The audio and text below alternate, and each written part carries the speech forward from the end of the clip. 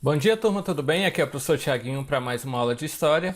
E hoje nós vamos continuar tratando do assunto da era das grandes navegações, a expansão marítima europeia, tratando de fato do que foram as navegações no século XIV e XVI, mas mais precisamente ainda hoje na aula nós vamos falar do caso português dessas grandes navegações.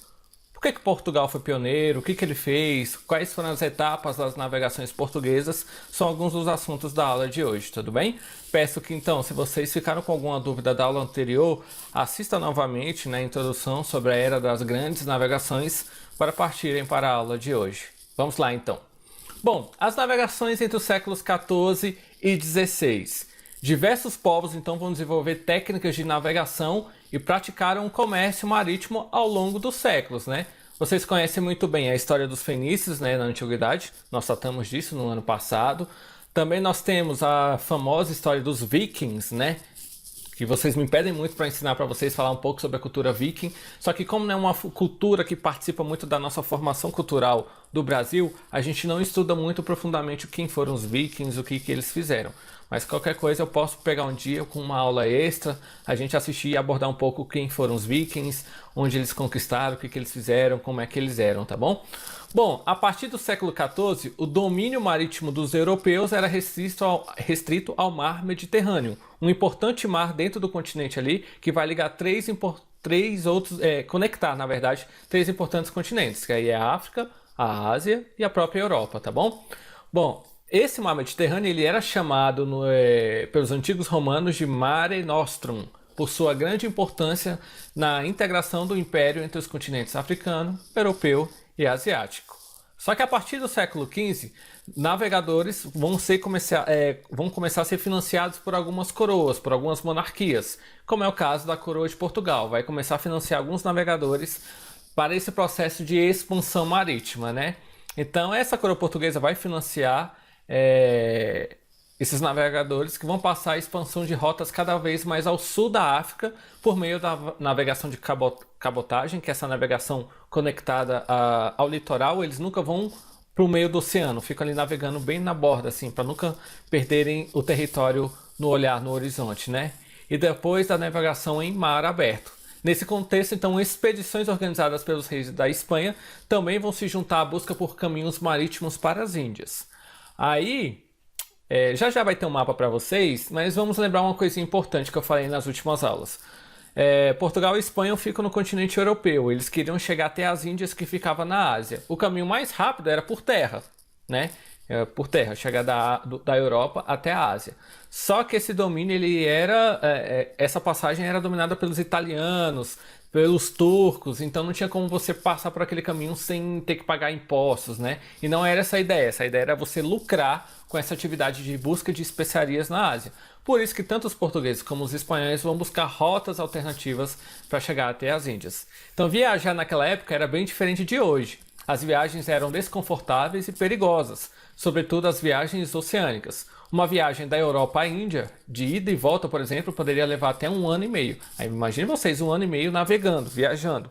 Hoje em dia, 1 ano e meio, uma pessoa para dar uma volta ao mundo com um barco. Claro que hoje os barcos são mais equipados, né?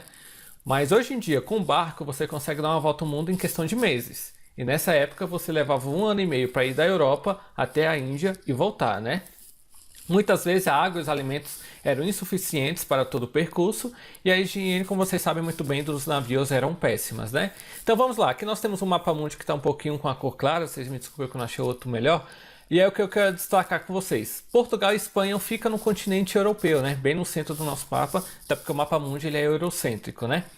E aí o objetivo deles era chegar até as Índias, né? Para buscar especiarias, produtos valiosos na Europa. O caminho mais rápido era por terra, né? Se você pegasse ali uma carruagem, pegasse ali umas tropas, soldados, você conseguia fazer todo um processo de dominação via terrestre para chegar até as Índias. Só que, como eu falei para vocês, essa rota era dominada pelos italianos e pelos turcos, então eles não poderiam chegar até as Índias por via terrestre, tinham que procurar pelo mar. E qual é a rota mais rápida entre a Europa e a Índia? Contornando o continente africano. Então ia sair ganhando quem saísse primeiro nas grandes navegações, porque seria o primeiro a dominar a rota passando pelo sul do continente africano. E quem é que vai fazer isso? a coroa portuguesa. Então Portugal vai ser o primeiro dos viajantes, é o chamado pioneiro nas grandes navegações. No século XIV já havia em Portugal um governo suficientemente centralizado. Então esse é um ponto importante para dizer o porquê de Portugal ter sido pioneiro. Ele já tinha um governo centralizado, ou seja, o que isso quer dizer? Um governo que tem um rei que manda em toda a população e a população entende essa necessidade de ser administrado por uma pessoa, ser governado por uma pessoa, né? E esse governo, então, ele vai ser responsável por organizar as expedições marítimas e uma burguesia, né, além dos reis, vai ter uma burguesia rica capaz de financiar essas grandes navegações. Então, Portugal tinha um rei, um governo centralizado e tinham pessoas para financiar essas navegações. Então, tinha todo um aparato já especial para começar a dar início às grandes navegações. E é claro que também vai ter o apoio da Igreja Católica que queria expandir a fé católica, evangelizar os povos nativos encontrados nas regiões exploradas. Até porque a Igreja Católica tinha acabado de passar pelas cruzadas, acabou não tendo o objetivo com sucesso, então estava começando a perder muitos fiéis para o islamismo que estava surgindo também dentro do contexto europeu, e também os protestantes também estavam conseguindo muitos fiéis. Então a Igreja Católica queria aumentar o seu número de fiéis. Então por isso que eles também vão estar interessados nas grandes navegações, que a coroa portuguesa levasse padres, missionários também para levar a fé católica a outros povos conquistados. Os portugueses, então, eles foram os primeiros a lançar-se ao Oceano Atlântico, né? Eles são conectados ao Oceano Atlântico, com o objetivo de criar novas rotas comerciais marítimas, além de interesse em encontrar novas fontes fornecedoras de artigos para o comércio. Então a ideia era chegar até as Índias, mas era também descobrir outros territórios que pudessem ter especiarias, que pudessem ter metais preciosos, que pudessem dar algum tipo de lucro para a coroa portuguesa. Eles dispõem então de uma posição geográfica privilegiada, então onde Portugal fica até hoje, né? No mapa mundi é uma posição muito privilegiada, porque eles estão ligados ao Oceano Atlântico, mas pertencem ao continente europeu. Então você tem um continente via terrestre que você pode viajar, pode ir a outros países, e você tem um oceano que você pode explorar. Então a posição de Portugal era muito privilegiada, com sua costa então voltada para todo o Oceano Atlântico e de conhecimentos marítimos. Então os navegadores portugueses também eram hábeis navegadores, eram inteligentes, então sabiam navegar em alto mar, buscar novas rotas oceano, dentro do oceano, que nem muitos navegadores conseguiam fazer isso naquela época, né? Então a gente vai ter esse contexto todo de pioneirismo marítimo Portugal, né? Português no caso. Aí a gente vai falar então das etapas da expansão portuguesa. Foram os primeiros a se lançar ao mar, então vai ter algumas etapas importantes nesse processo de expansão. A primeira conquista então importante, né, das grandes navegações portuguesas foi a conquista da cidade de Ceuta no ano de 1415, que é o atual Marrocos, né? Porque ali era um ponto de parada estratégico para você recarregar os barcos com alimentos, com água, com armamento e tudo mais. Então era um ponto de parada e de recarregar muito importante no processo de grandes viagens, né? Viagens no ponto de vista demorado, né?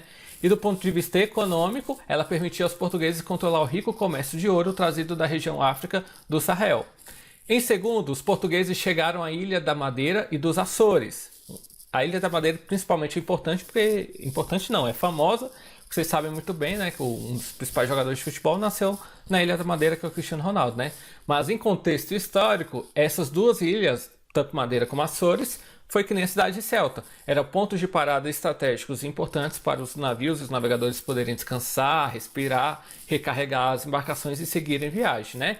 E finalmente, no ano de 1498, o explorador Vasco da Gama vai alcançar Calicut, que fica nas Índias, que é um dos objetivos portugueses, chegar até as Índias. E isso vai conseguir no ano de 1498, estabelecendo então definitivamente a rota entre Portugal e o Oriente, né? Então Portugal chega em Calicut e bota a bandeirinha de Portugal. Então aquela rota marítima contornando o sul do continente era uma rota dominada pelos portugueses.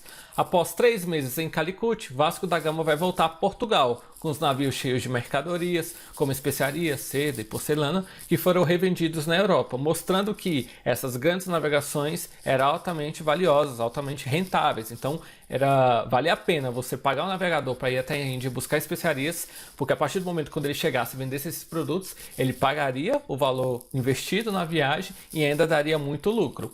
Além da Índia, então, a presença portuguesa em terras asiáticas ao longo dos séculos XV e XVI estendeu-se à Indonésia, à China e ao Japão.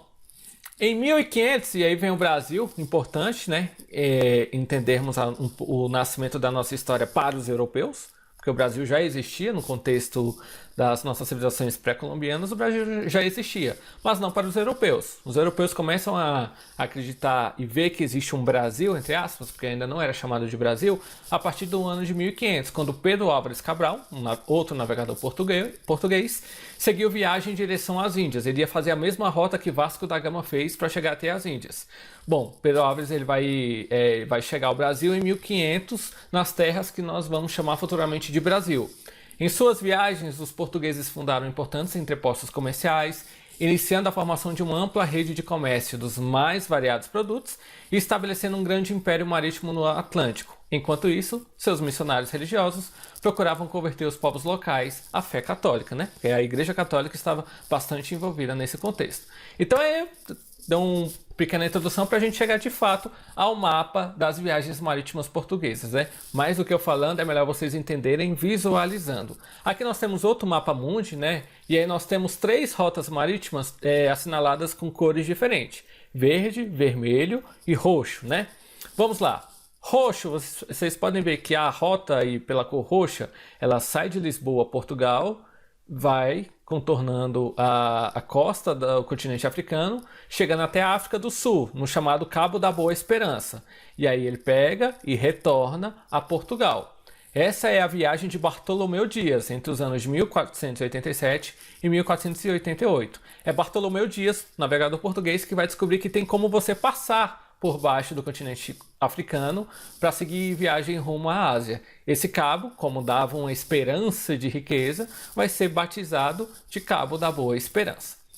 De vermelho, nós temos a rota marítima que sai de Portugal, contorna o Oceano Atlântico, chegando pertinho do Brasil, mas não chega a vir ao Brasil, passa pelo sul do continente africano, faz algumas paradas na costa leste do continente africano e segue viagem até as Índias. Da Índia ele retorna, passando, né, pela costa do continente africano e retomando até Portugal. Essa é a viagem que Vasco da Gama fez entre 1497 e 1498. E de verde é uma importante viagem marítima porque é ligada à nossa história nacional, ao Brasil. É a viagem de Pedro Álvares Cabral. Pode ver que Cabral fez a mesma viagem até as Índias, mas diferente de Vasco da Gama, ele fez uma parada na América do Sul, em 1500, na cidade de Porto Seguro, na Bahia. E aí ele seguiu viagem para a Índia. Por que Pedro Álvares Cabral fez essa parada no Brasil e ele acabou ficando conhecido como o descobridor do Brasil, vamos dizer assim, entre aspas? Porque a gente ainda vai discutir esse termo descobridor.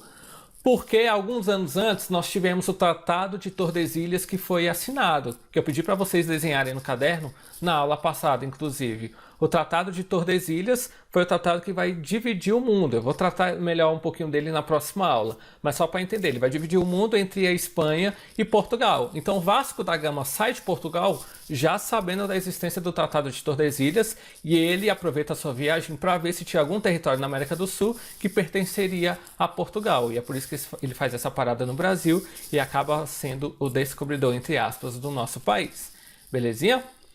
Bom, turma, muito obrigado. Hoje nós tratamos então das navegações portuguesas. Na próxima aula nós vamos tratar então das navegações espanholas. Peço que se ficarem com alguma dúvida, vocês podem me procurar no privado que estarei disponível para sanar as possíveis dúvidas de vocês, tá bom? Fiquem com Deus, um forte abraço e até a próxima.